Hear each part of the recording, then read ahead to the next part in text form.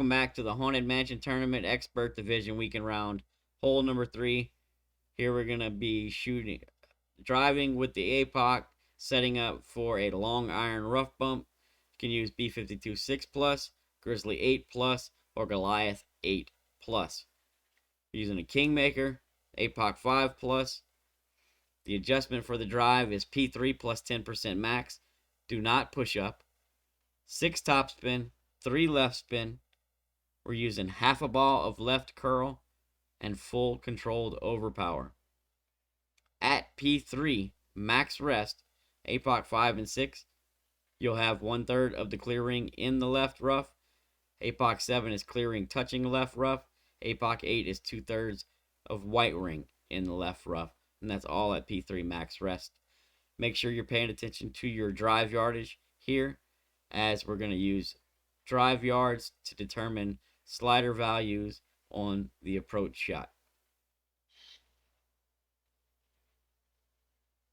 Generally here we're around 389 to 390.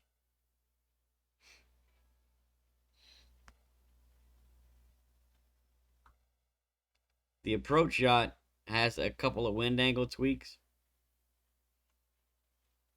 and it's a little difficult to see the reference point.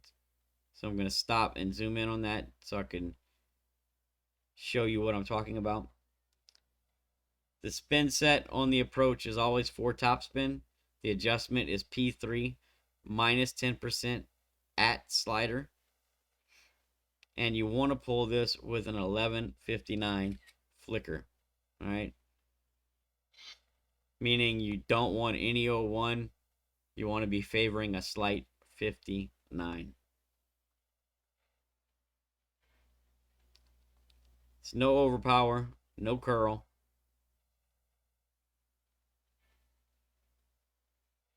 With spin added, you're going to want to have about half of the red ring into the fairway on top, with the ball guide splitting the cup, aim center cup, okay? Just like you see here. Once you turn to get your pull angle, we're going to have to pay attention to our wind angle and make some minor tweaks because of it. So I got 3 major wind angles here, and because there's nothing here to reference, we have to go all the way back to the rocks up on top as our references.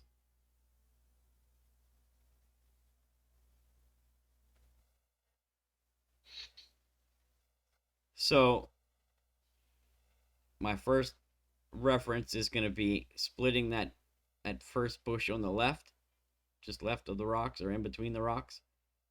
And then if you look, there's kind of like a dark line on this rock here. That left side of that determines our other marker that we're looking for. So in the middle, we have neutral. Here we have crosswind. Here we have tailwind. All right. If you have the crosswind, no change, right? Plays as normal. If you have the neutral angle, minus 0.2 from your adjustment. If you have the tailwind angle, you minus 0.5 from your adjustment. With that being said, this one is pull angle dependent. If you pull too much 01, you're going to clip the rough short and most likely come up short of the hole. So these tweaks kind of work with the way I see the pull angle. I would definitely recommend practicing this a couple of times. See how the ball's coming in for you, based on how you pull.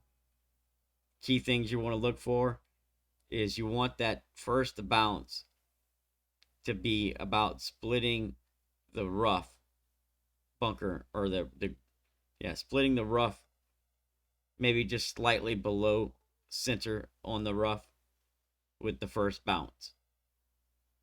All right. So check it out. Play it a couple of times. See how you're coming in. Pay attention to where that first bounce is landing. And then make some minor tweaks as needed so that you're kind of landing almost center on the rough. And if you can get that consistent, then you should be able to drop this one consistently.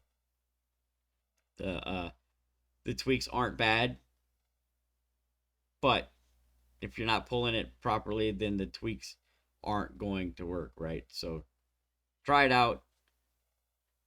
Make some minor changes as needed, but this will certainly give you a good shot at walking away from hole number 3 with the free-to-play Albatross.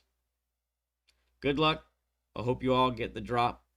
And one last note, if you are using Grizzly to play this shot, then you need to use B52 7 numbers in your app. If you're using B52, you play the B52 whatever level you have it. If you're using Goliath 8 plus, you play the Goliath at whatever level you have it. The only one that you play differently is the Grizzly, and that is because it doesn't have the same distance as the B52, and the shot was dialed in with a B52. So if you play Grizzly numbers, you're going to be under adjusted. Good luck. We'll catch you on the next one.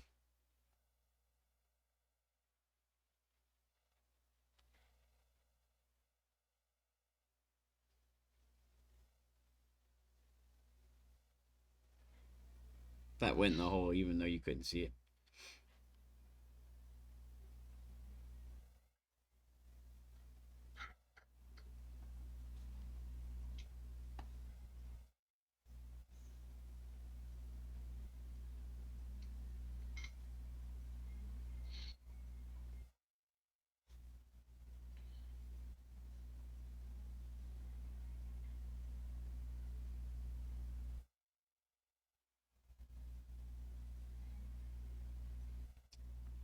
One other thing that you might want to consider, or at least understand, is that our reference point for our wind angle is very far from the ball, right? It's all the way at the top of the screen.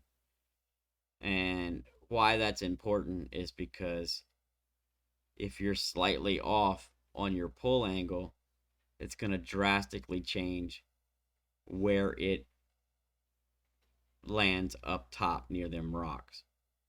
So pull angle is important. All right? Good luck.